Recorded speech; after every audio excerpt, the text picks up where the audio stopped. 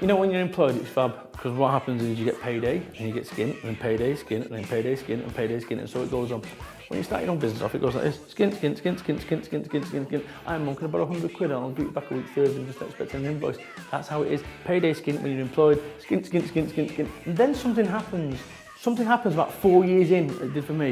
It's payday, payday, payday, payday, payday. There's a long way to go, and this is why most people quit. So think about it, it's like swimming the channel. You start off at England, you're on your way to France, halfway across you go, oh, I've got a stitch, it's too painful, I'm going back to shore. Keep going, it's as long that way as it is that way. That's the difference between success and failure. That is the reason I'm standing here now, because every single time I've got halfway across, I've been stupid enough to keep going that way. Even if you're skint, think about this. I'm yet to come across a self-employed person that starves to death. Right? I've come across ones that have had little beans and cheap bread, no problem, I've done all that.